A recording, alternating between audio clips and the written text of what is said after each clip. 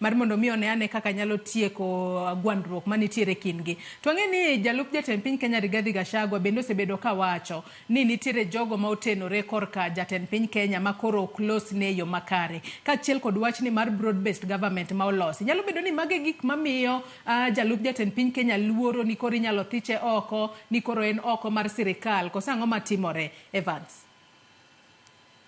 Erokamano ahinya Joyce. Ing'eyo ni en adieri ni jalup mar piny Kenya, of course the deputy president, osebedo ka loso issues ne mag impeachment gi.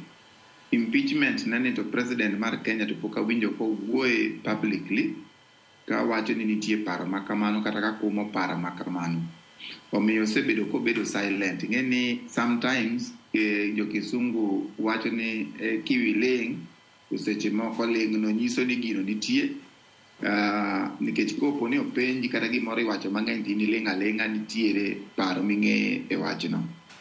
Omiyo weche matimore ne deputy president gi en osewacho ni osepenjo nyaka kane neno interview mane otiyo gi Citizen TV, nowacho malong'o ni gi moko kane paro Raila nobiro to no discuss kendo nowache ayanga nowacho no discuss gi president, to president at that level no ne giwacho ni paro Raila no onge, to wacho ni tok wacho wachno gi president to gine nodok piny.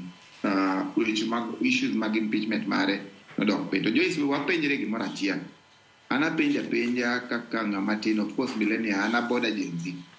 Tapenja ni nitiere apani dwe mar adek higani doho mar Kenya nogo piny recruitments kata kepo manotimore KRA.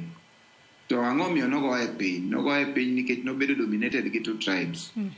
Two tribes gine mage. Kalenjin emane nigi mang'enyie mogik, to gi Kikuyu ne nitiere, kata jowa ma jo Central ne nitiere gi mang'eny maluwogi kendo mogik. Nowacho ni nowacho kendo lero it's an ruling ma wanyalo access the public ni ok unyal timo recruitment aila no kung'iyo mana tribes ariyo kende.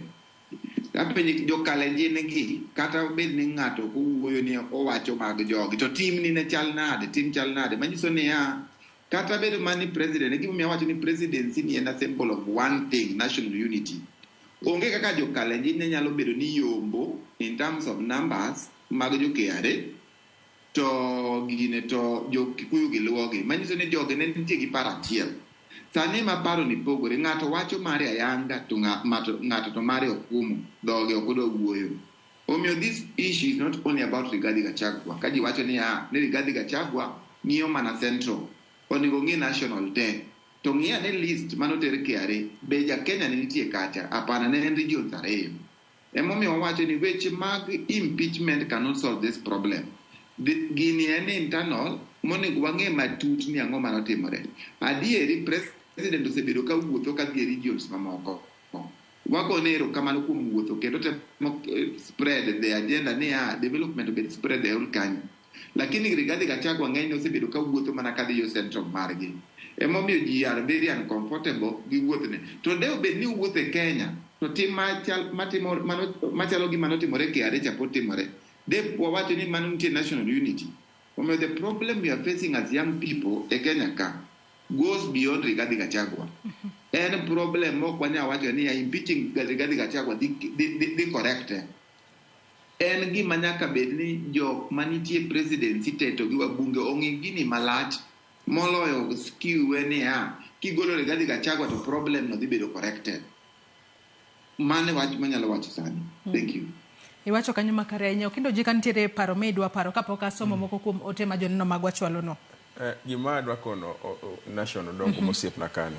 Awinjo ko wacho ni kate piny luo chal gima ji ok mor gi rais. Let me tell you, Joyce, in the history of Kenyan politics, the first time ever, Moganda Luo no yudo